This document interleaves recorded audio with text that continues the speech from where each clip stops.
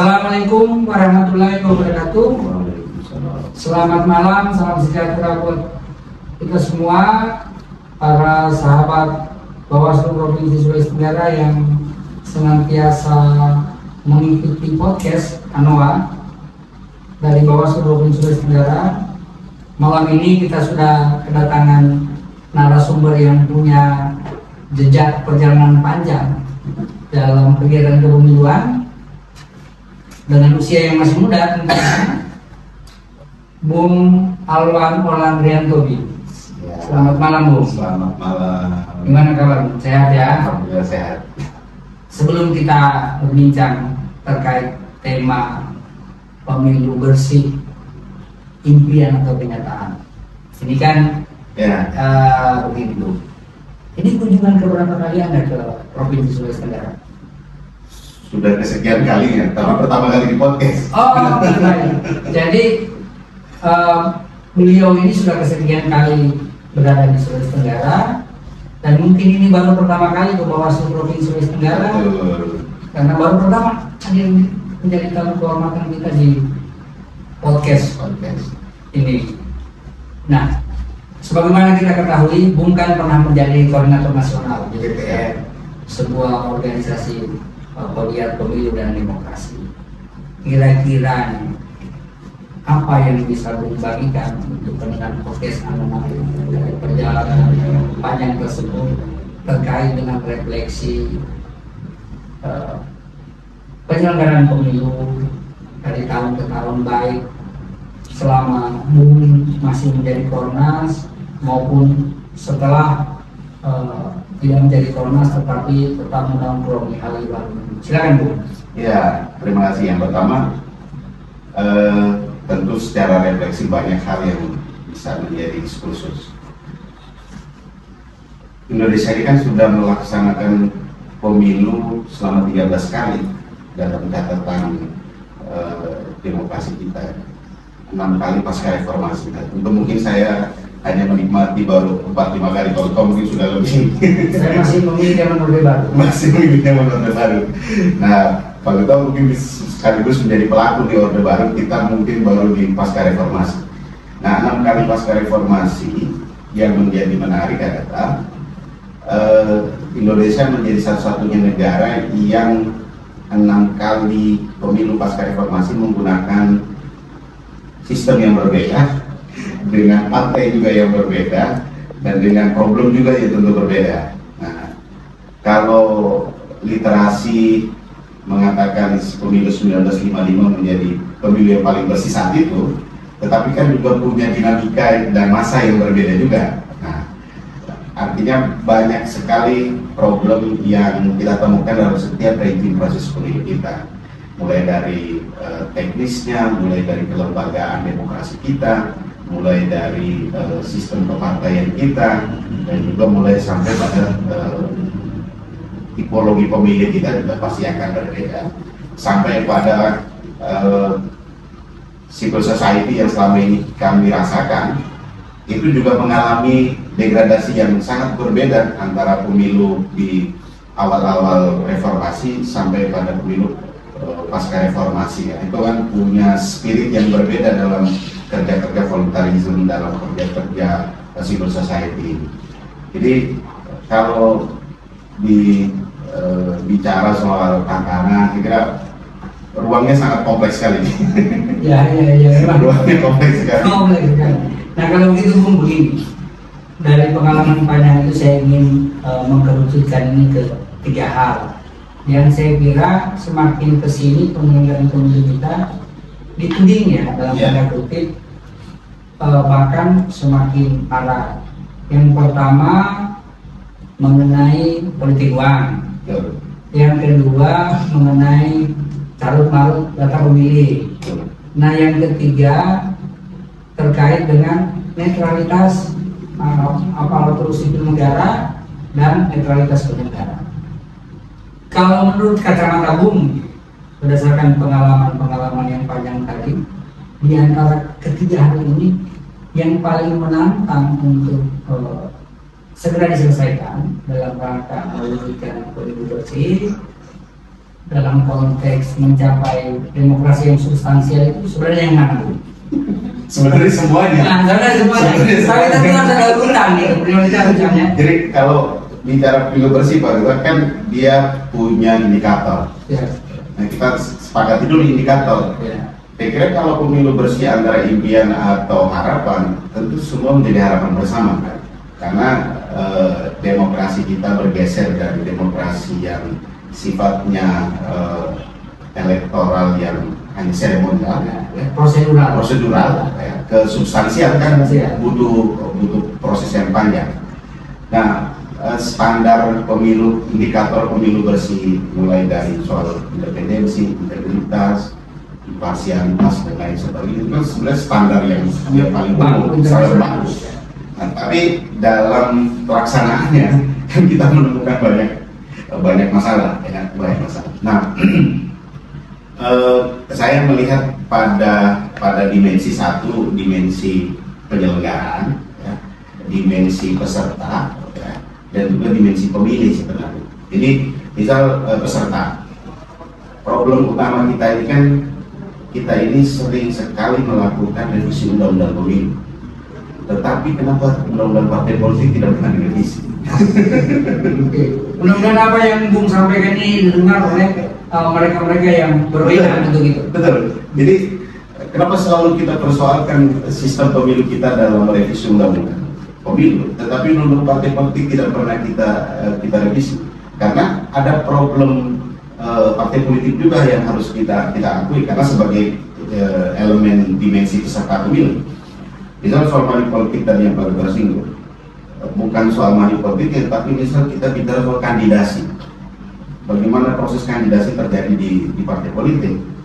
Nah itu kan juga hal yang paling utama dipecahkan dulu, karena money politik yang kita temukan di lapangan tidak sebanding dengan transaksi politik yang terjadi di partai politik dalam tanda kutip misalnya. Nah, ini kan harus dijawab dulu terus problem kandidasi. Nah, problem kandidasi ini menjadi problem utama di partai politik dalam upaya melakukan kaderisasi di partai politik. Nah, kalau kaderisasi di partai politik dan sistem partai politik juga akan dibenahi, maka meritokrasi akan berjalan, kaderisasi partai, kaderisasi di internal partai juga akan berjalan, maka tidak akan memunculkan problem-problem yang besar. Maka misal apakah proses pemilu kita mahal karena electoral cost atau cost politiknya yang mahal, atau birokrasi pemilu kita yang membuat jadi mahal. Jadi itu satu hal dari sisi peserta, dimensi yang pertama. Begitupun juga dengan dimensi penyelenggaraan, ya. Dimensi penyelenggaraan yang kita lihat sejauh ini bahwa KPU, Bawaslu sebagai lembaga demokrasi juga mengalami tantangan. Ya. Bagaimana kemudian publik melihat dua lembaga ini sebagai lembaga demokrasi yang menjalankan proses pemilu kita dengan prinsip integritas, imparsialitas dijaga, efisiensi dijaga. Nah, ini kan juga perlu dijaga marwah kelembagaan itu, dan itu harus dibuktikan dengan kerja-kerja kelembagaan kan. Ya. Kalau soal kewenangan, saya kira dalam setiap catatan pemilu kita semakin proses pemilu kita semakin kesini, kita rasakan kewenangan semakin kuat. Artinya KPU semakin independen, Bawaslu juga kewenangan semakin independen dengan struktur dan kelembagaan sampai pada tingkat TPS yang semakin independen. Tetapi bagaimana menjaga kemudian integritas, imparsialitas kelembagaan dibuktikan dengan kinerja kelembagaan ini, saya kira penting untuk ditunjukkan ke publik. Misal contoh sederhana, hal yang paling mutakhir, KPU meluncurkan satu keputusan yang hanya berlaku 3 hari kemudian langsung dibatalkan misalnya. Nah itu kan memberikan pandangan publik terhadap lembaga demokrasi dalam konteks integritas, ya, dalam konteks imparsialitas. Kok bisa-bisanya lembaga sebesar KPU bisa? Nah, itu satu hal. Begitupun juga dengan Bawaslu. Saya memberikan contoh, membayangkan saya dalam perspektif civil society misalnya. mampukah atau tidak Bawaslu merilis hasil Siwaslu-nya misalnya sebagai upaya komparasi, walaupun secara hasil finalnya tetap di lembaga teknis yaitu APM, tetapi sebagai lembaga pengawas memberikan sebuah standar komparasi yang legitim supaya tidak kemudian memunculkan hasil-hasil yang tidak kita inginkan misalnya. Nah itu Bawaslu mampu atau tidak misalnya. Nah ini kan kerja-kerja kelembagaan yang menurut saya penting untuk ditunjukkan ke publik agar publik melihat, oh ya, lembaga pengawas hadir di tengah publik. Nah, karena kita sepakat bahwa tanpa ada pengawasan tentu pemilu akan berjalan dengan amburadul. Nah itu dimensi kedua. Dimensi yang ketiga pemilih. Dimensi kita pemilih. Nah pemilih kita semakin ke sini juga mengalami banyak varian. Kalau pemilih di wilayah perkotaan, misalnya di kota Kendari, mungkin tipologi pemilih dengan indeks pengetahuan yang di atas rata-rata pasti lebih terbuka terhadap politik, lebih terbuka terhadap demokrasi, dan partisipasi juga akan lebih terbuka. Tapi kalau di wilayah kepulauan, mohon maaf, tapi mungkin indeks pengetahuannya di bawah rata-rata, akhirnya sadar terhadap politik, sadar terhadap demokrasi, dan diajak untuk berpartisipasi juga punya tantangan tersendiri. Nah, maka apakah kemudian voter education itu juga harus dikembangkan lebih lagi, atau juga kita bergeser pada civic education-nya? Nah, ini kan juga tantangan. Artinya banyak sekali problem-problem yang kita rasakan yang misal contoh yang paling sederhana, saya dalam catatan pengalaman itu menemukan, mungkin Pak Ketua punya pengalaman dulu money politik itu masih by tunai. Yeah. Hari ini mungkin orang sudah bisa bayar pakai OVO. Melalui apa namanya? QRIS dan ya aplikasi. Nah itu kan perkembangan dan tantangan proses pemilu kita dari 3 dimensi tadi itu, baik dimensi penyelenggaraan, dimensi peserta, dan juga dimensi pemilih. Berarti kalau coba kita highlight ya, yang disampaikan Bung Arwan tadi, memang perbaikannya harus simultan di ketiga sisi. Nah, saya ini ingat nih Bung, tanggal 26 Agustus kemarin kan Pak Ketua Komisi 2 itu berkenan hadir di Kendari dan menyampaikan keynote speaker dalam kegiatan penguatan kelembagaan. Beliau sempat menyinggung terkait dengan kodifikasi atau revisi undang-undang pemilu yang dalam sambutan resmi itu beliau menyampaikan bahwa kemungkinan adanya akan dimulai dari bab atau buku terkait dengan partai politik. Jadi berarti mungkin sudah terjawab tadi rencana untuk penyempurnaan undang-undang partai politik. Nah dalam konteks itu, untuk kepentingan Bawaslu sendiri, kebetulan kita hadir di podcast Bawaslu Sulawesi Tenggara ini, apakah sebenarnya yang diperlukan oleh Bawaslu ini? Penguatan kewenangan atau menjadikan Bawaslu ini satu-satunya penegak hukum pemilu, ya kan? Karena sebagaimana sekarang ini kan kita ketahui kewenangan Bawaslu ini dalam hal penindakan pelanggaran kan pelanggaran administrasi, kemudian yang lainnya itu eksekusinya bukan di Bawaslu, kan Bawaslu hanya menyampaikan rekomendasi yang ditindak oleh yang lain. Bahkan untuk pidananya bersama dengan 2 unsur yang lain. Nah terhadap itu pilihan unsurnya apa? Ini yang menarik. Ya, jadi yang pertama soal regulasi tadi. Ya. Saya berpendapat undang-undang pemilu kita ini dijadikan omnibus law. Jadi antara undang-undang partai politik, undang-undang pemilu, dan undang-undang PK nomor 10 digabungkan jadi satu. Itu satu hal. Nah kedua, dalam konteks Bawaslu misal, saya kira secara kelembagaan itu tidak ada lagi perdebatan. Tetapi yang harus didiskusikan adalah kewenangannya. Jadi jangan lagi berdiskusi soal kelembagaannya ada, tidak ada, atau ditiadakan, dipermanenkan atau diadhokan. Saya kira itu sudah tidak ada lagi diskusi, ya, karena sudah di Undang-Undang Nomor 7 sudah jelas mengatur itu. Ya, pasal 89 sudah mengatur bahwa kewenangannya sudah permanen. Jadi kelembagaannya sudah permanen. Nah, yang perlu didiskusikan adalah kewenangannya. Nah, kalau kemudian kewenangannya dalam konteks yang tadi disampaikan, apakah menjadi lembaga peradilan? Kan begitu. Ya, kira-kira begitu kan, ini kan banyak opsi ini. Banyak opsi itu. Saya berpikir apapun yang terjadi, lembaga ini masih Bawaslu, badan pengawas. Badan pengawas. Yang harus kita garis bawahi itu tuh, badan pengawas, bukan badan peradilan. Nah, bahwa kemudian dalam badan pengawas itu punya kewenangan melakukan penanganan pelanggaran, adjudikasi dan lain sebagainya, tetapi starting awalnya tetap menjadi badan pengawas. Jadi kalau yang justru dimulai dari gerakan sipil. Gerakan sipil. Nah, jadi jangan kemudian kita langsung loncat menuju lembaga peradilan.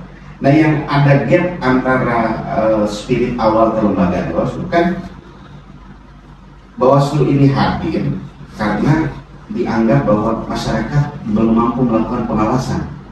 Maka pengawasan diinstitusionalkan, maka adanya Bawaslu, kan itu. Nah, jadi Bawaslu tidak kemudian harus berada di atas menara gading lalu membangun gap dengan masyarakat pemilih yang dikenal dengan partisipatif itu. Jadi ruhnya itu adanya di gerakan partisipatif. Karena awalnya memang gerakan masyarakat sipil. Gerakan masyarakat sipil. Boleh meninggalkan ruhnya itu. Jangan meninggalkan ruhnya itu. Dan kalau meninggalkan ruh itu, maka nanti kembalinya jadi ke peradilan tadi itu. Ya, nanti kita terjebak itu kan banyak yang seringkali diskusikan, tetapi secara tidak sadar justru terjebak. Itu terjebak di situ. Bahwa kemudian dalam proses penanganan hukumnya kelembagaan Bawaslu seperti kantor pos yang hanya menerima dan mengirim, itu diskursus lain dalam konteks kewenangan misalnya. Kalau dalam konteks itu justru saya bersepakat seperti beberapa tahun lalu bahwa penanganan pelanggaran Bawaslu di Gakumdu itu sudah serahkan saja ke Bawaslu. Kepolisian dan kejaksaan jangan lagi dilibatkan. Menurut saya. Agar apa? Agar Bawaslu lebih konsentrasi kepada pelanggaran administrasi pemilunya. Bahwa kemudian ada pelanggaran pidana, ya serahkan saja ke polisi, polisi yang urus. Ini pandangan Bung ini mirip, kalau boleh saya bilang identik dengan narasumber sebelumnya, Bang Ari. Bang Ari itu menyatakan ya sudah pidananya lepas saja. Nah, ini biar itu contoh sama civil society. Ya. Ini kan kita harus berdiskusi juga karena mengingat jati diri lembaga ini kan dibangun oleh gerakan masyarakat dengan apalagi sekarang ini dipertegas, diakui dengan program utama Bawaslu itu pengawasan partisipatif.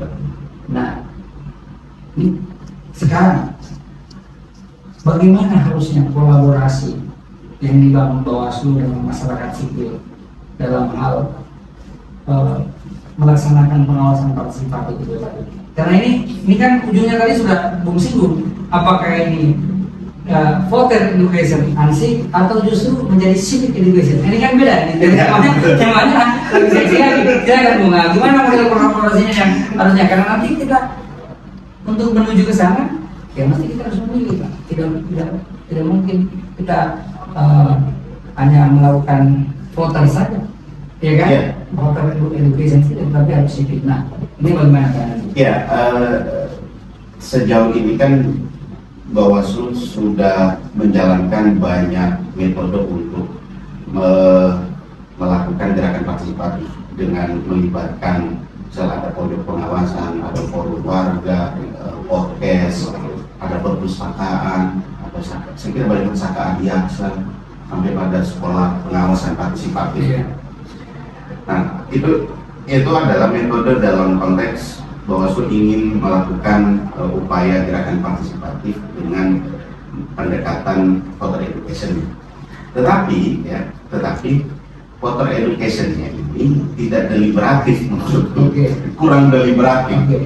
Karena efeknya akhirnya paradigma kita tentang partisipatif ini yang kemudian menjadi keliru, bahwa hari ini kita sedang mengalami degradasi partisipatif, ya, kita sedang mengalami degradasi ruang voluntarisme, ya.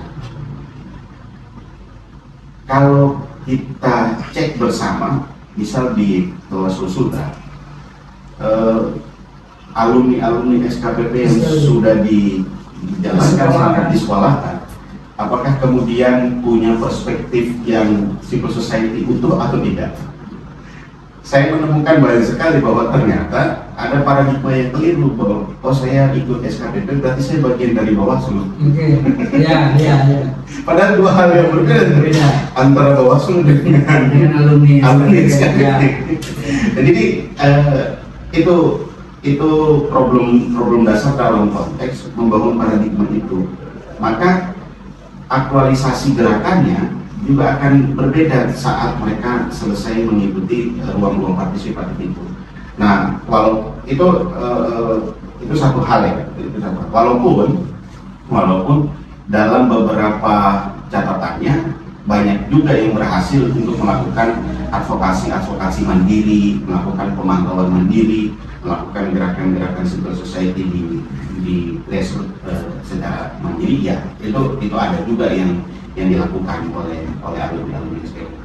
Nah, dalam konteks itu civic education-nya juga akan kita temukan dalam upaya pelibatan kelembagaan-kelembagaannya. Nah, kelembagaan-kelembagaannya kan juga misal bagaimana berkolaborasi dengan lembaga adat, bagaimana berkolaborasi dengan lembaga agama, ya. Itu pun juga dengan konsolidasi kemitraan lainnya misalnya.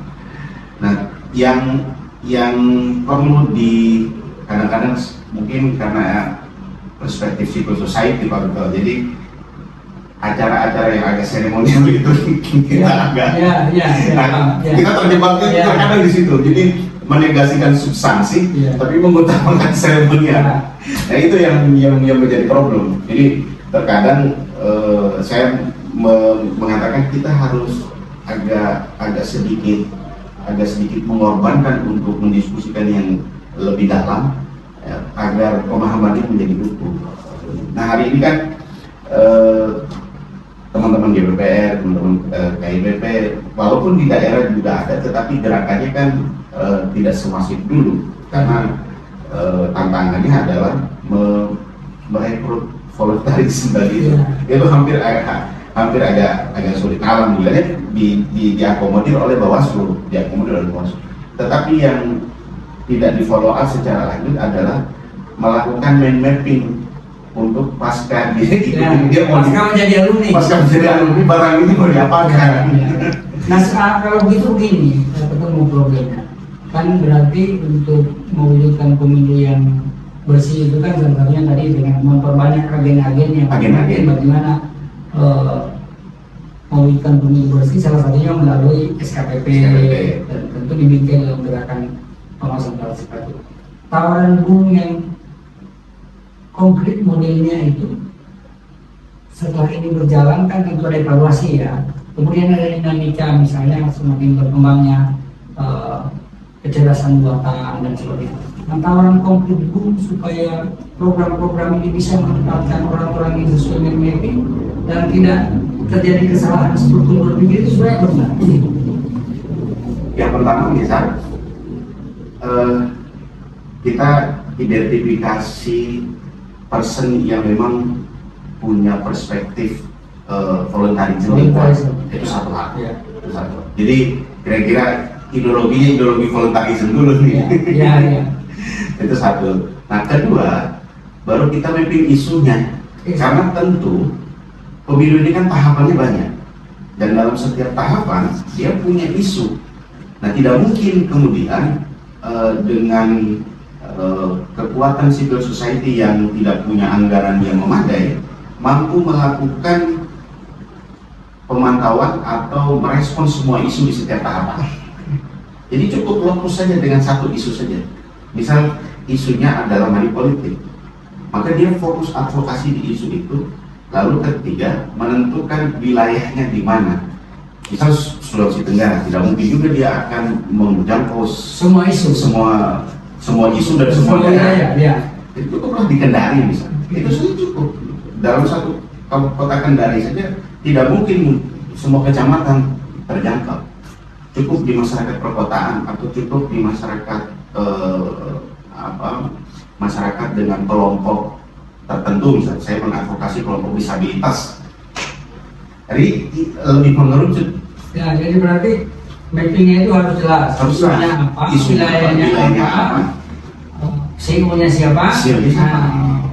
Agar bisa terlaksana, karena kalau kita bayangkan semua tahapan dan semua isu bisa kita jangkau, tentu tidak punya kekuatan sampai ke sana. Dan ini kontinuitas. Dan itu kontinu. Nah, mungkin satu orang di kota Kendari, satu orang lagi di Konawe misalnya, kan sudah di dua orang dengan isu yang berbeda, tetapi setidaknya akan berjalan. Karena saya selalu mengatakan di tengah problem degradasi ini yang paling berbahaya adalah kita berhenti untuk melakukan, setidaknya terus melakukan. Jangan sampai gerakan sipil saya itu berhenti. Walaupun bisa terkadang kita mengatakan mau sekuat apapun kamu teriak tenggorokan, mungkin itu belum berpengaruh, tetapi akan menjadi lebih berbahaya lagi kalau kita berhenti. Oke. Berarti tadi kan tantangan pemilu bersih ini di awal diskusi kita Bung ini kan di penyelenggaranya, di pesertanya dan di pemilihnya. Kemudian Bung menawarkan resep bahwa ini harus memperbanyak agen-agen yang memahami pelaksanaan pemilu secara bersih. Nah selain itu ya agen-agen berarti kan ini aktor, Nah mungkin ada kawan lain karena seringkali kan kita berdiskusi ini ya. Selain aktor ada struktur. Nah kira-kira bagaimana dengan tadi sudah terjawab bahwa diskusi terkait pelembagaan Bawaslu dia sudah selesai, dia permanen. Nah tetapi apa yang perlu diperkuat lagi sehingga peran Bawaslu ini tidak tumpang tindih dengan masyarakat sipil dalam hal melakukan advokasi seperti itu tadi. Karena saya menangkap nih ada yang disampaikan oleh Bung bahwa banyak yang alumni SKPP itu merasa bagian, padahal sebenarnya dia itu bukan. Nah ini untuk menghapus itu apa? Itu kan seringkali kita nih yang boleh itu agak rumit juga itu memikirkan. Bagaimana Bung? Ya, karena dalam proses pelaksanaannya itu terlalu Bawaslu sentris. Dalam proses pelaksanaannya terlalu Bawaslu sentris. Jadi dia walaupun secara teknis diakomodir oleh Bawaslu, tetapi substansinya jangan Bawaslu sentris. Bawaslu sentris ini dalam konteks yang Bung maksud Bawaslu sentris itu apa? Itu adalah government. Government maksud saya. Governmentality. Iya, governmentality. Jadi jangan state ininya, perspektifnya harus society. Jadi karena pelaksananya Bawaslu, jadi peserta atau alumni ini berpikir bahwa ini adalah perspektif state, tidak kemudian perspektif society.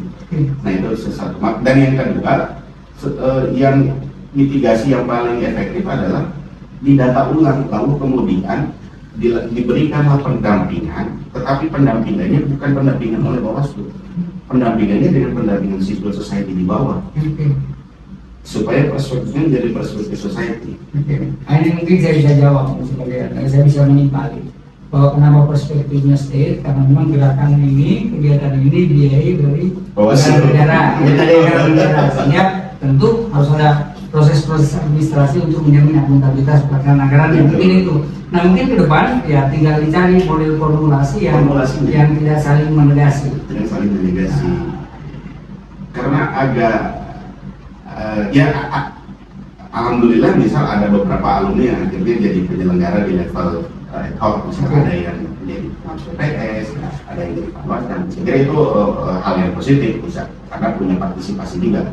Tetapi kalau tidak menjadi penyelenggara, jangan merasa bahwa bagian dari pengawas, tetap lakukan gerakan itu. Nah, yang perlu dikembangkan adalah melakukan rencana tindak lanjut untuk mengidentifikasi kawan-kawan yang sudah ada di bawah untuk diberdayakan. Saya kira mental alumni yang mayoritas generasi milenial, saya kira banyak ide yang bisa dilakukan dalam upaya advokasi, terutama melakukan pengembangan partisipatif di ruang media sosial. Saya kira itu kalau dikonsolidasikan sebagai sebuah komunitas yang sudah berjalan lalu diaktifasi kembali, minimal kontribusi mereka dalam upaya melakukan kanalisasi isu atau memberikan konten-konten positif edukasi di ruang medsos saja. Nah, itu hemat biaya itu. Ya, benar. Itu hemat biaya. Itu tanpa anggaran itu. Berarti gini Bos, Anda termasuk yang percaya bahwa pemilu bersih itu suatu saat mesti akan kita capai, akan kita wujudkan dengan semakin banyaknya orang-orang yang tercerahkan, ya, melalui salah satunya tadi apa yang disebut dengan program pengawasan partisipatif dengan berbagai metode. Tinggal bagaimana kolaborasi Bawaslu dengan masyarakat sipil sebenarnya untuk mengurangi kesan state-nya ya. Mengurangi kesan state. Jadi itu yang paling penting. Karena kalau tidak dibangun perspektif itu, ke depan Bawaslu akan terus mengalami problem dalam upaya membangun gerakan partisipatif itu. Karena Bawaslu kan pasti akan menjawab bahwa sumber daya kita terbatas, wilayah pengawasan kita luas, isunya besar dan sulit kemudian kita menjangkau, ya maka partisipatif kan menjadi solusi. Itu yang paling anu sekarang ya, yang paling bisa menjadi solusi. Paling bisa menjadi solusi. Selain itu terobosan yang lebih ekstrim mungkin. Selain itu mungkin. Nah kira-kira kan ini kan walaupun kita semua ini optimis bahwa pemilu bersih suatu saat akan kita capai, tapi kan kita ini masih manusia, selalu menganggap lebih cepat lebih baik. Lebih baik. Kira-kira ada mungkin terobosan ide yang kira lebih revolusioner lah atau lebih progresif. Ya memang kalau revolusinya saya kira harus revisi dulu undang-undang partai politik. Ya tawarannya itu ya. Tawarannya itu karena variabelnya kan banyak untuk sampai pada pemilu bersih tadi. Ya. Karena tidak bisa juga kita hanya menitik beratkan di society atau di masyarakat pemilihnya atau di negara, tapi kalau kemudian kelembagaan partai politiknya juga belum dibenahi dengan problem kandidasi dan lain sebagainya tadi itu, saya kira juga akan belum menemukan yang terang. Jadi kalau mau ekstrim lagi ya apa ekstrimnya? Sementara karena ini kita saya sebagai penyelenggara dan Bung sebagai masyarakat sipil tentu kita harus bermain di ranah kita karena ini partai politik ini kan punya ranah sendiri. Nah dalam konteks kita itu mungkin yang paling ya bagaimana melibatkan semakin banyak orang untuk memahami pelaksanaan pemilu yang baik, benar dan bersih gitu. Betul. Karena begini betul. Bayangkan bahwa mungkin gerakan sosial itu hanya bisa satu kebijakan bisa berubah kalau ada gerakan sosial dengan masa aksi yang begitu banyak. Nah hari ini masa aksi nggak terlalu banyak, tetapi kalau hanya dengan satu gerakan hashtag saja di medsos itu mampu merubah itu. Nah kalau hari ini kita melakukan gerakan sosial di medsos dengan isu partisipatif tanpa harus mengkonsolidasi banyak massa di lapangan, tetapi di medsos di gerakan itu, hari ini kan kalau dia sudah viral pasti akan orang ikut. Semakin banyak yang menyaksikan, semakin cepat isunya sampai. Itu pesannya ya. Itu pesannya. Yang untuk generasi milenial. Nah kalau Bung menilai penyelenggaraan pemilu kita kemarin, baik yang pemilu maupun pemilihan, kira-kira kita masih punya harapan ya untuk mewujudkan pemilu bersih. Harapan itu pasti ada. Saya selalu punya harapan bahwa pemilu kita pasti akan mengalami fase pada pemilu yang substansial. Karena semakin hari kesadaran politik masyarakat semakin terbuka, karena saya meyakini bahwa kebijakan kesejahteraan itu berpengaruh kepada sikap dan perilaku politik masyarakat. Jadi kalau kemudian kebijakan kesejahteraan baik eksekutif dan legislatif itu tidak berpengaruh, maka dia akan berpengaruh pada sikap politik dia. Nah, maka semakin hari masyarakat akan semakin berubah cara berpikirnya dalam konteks kebijakan politik terhadap sikap politik dia.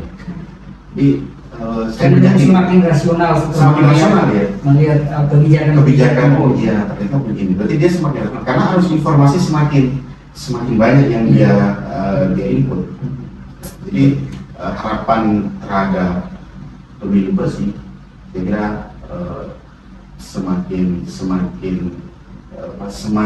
memberikan harapan segar. Ya, dalam pengalaman, misal Pak Ketua punya pengalaman dalam konteks pelaksanaan dari setiap proses pemilu kita kan semakin mengalami perbaikan dalam konteks misal vote buying, proses jual beli suara. Mungkin dulu pengawasan banyak, belum ada media sosial, orang bisa banyak melakukan kecurangan dengan mudah. Tetapi hari ini akan sulit karena pengawasan sudah di mana-mana. Tapi caranya juga lebih canggih. Non tunai. Nah itu tantangan kita. Itu tantangan kita dalam konteks bagaimana merespon, karena pelanggaran tetap sama. Yang berkembang itu adalah aktornya. Karena money politik dari dulu sama saja. Aktornya kan akan berubah. Ya sama juga seperti kampanye di media sosial. Ya, misalnya saya cek peraturan PKPU kita belum mengatur TikTok itu bagian dari kampanye di media sosial. Belum. Ya. Nah, tapi karena perkembangan zaman sudah melampaui itu kan. Mudah-mudahan nanti pemilu depan sudah diatur. Memang pada saat pemilu 2024 TikTok itu belum seperti sekarang ya. Jadi itu harapan-harapan. Langsung saya ini kegiatan siniar ini podcast itu kan karena kemarin belum begitu. Belum ada. Saya kira Bung banyak sekali pikiran-pikiran Bung yang layak kita eksplor untuk kegiatan pemilu bersih, tetapi tentu kita ini dibatasi dengan durasi. Nah, kami terima kasih Bung sudah menyempatkan hari ke Provinsi Sulawesi Tenggara di tengah kesibukan dan nanti siap terbang lagi, semoga suatu saat Bung berkenan ke Kendari. Tapi sebelum kita tutup, apa harapan Bung untuk Bawaslu Provinsi Sulawesi Tenggara? Ya, Bawaslu Provinsi Sulawesi Tenggara, saya kira jangan pernah melupakan ruh dasar Bawaslu, karena ruh dasarnya adalah gerakan partisipatif. Maka Bawaslu Sulawesi Tenggara jangan berada di atas menerkani, tetapi dia turun ke bawah untuk bergandengan dengan masyarakat dalam konteks melakukan gerakan partisipatif, karena ruh dasar Bawaslu itu adanya di gerakan partisipatif. Tanpa ada gerakan partisipatif, ruh Bawaslu akan hilang. Ini saya teringat beberapa minggu yang lalu saya dilihat salah satu rekan pegiat pemilu nasional juga. Dia bilang biarlah menjadi lilin walaupun kecil daripada tidak ada cahaya sama sekali di tengah kegelapan.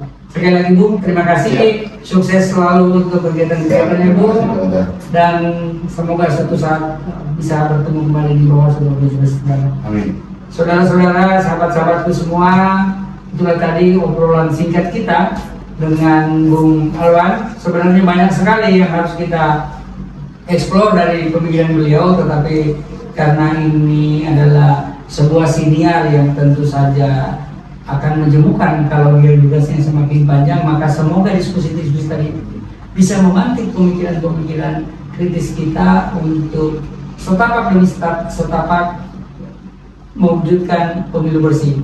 Demikian kita akhiri podcast kita saat ini. Bersama rakyat awasi pemilu, bersama Bawaslu tegakkan keadilan pemilu. Wassalamualaikum warahmatullahi wabarakatuh. Waalaikumsalam.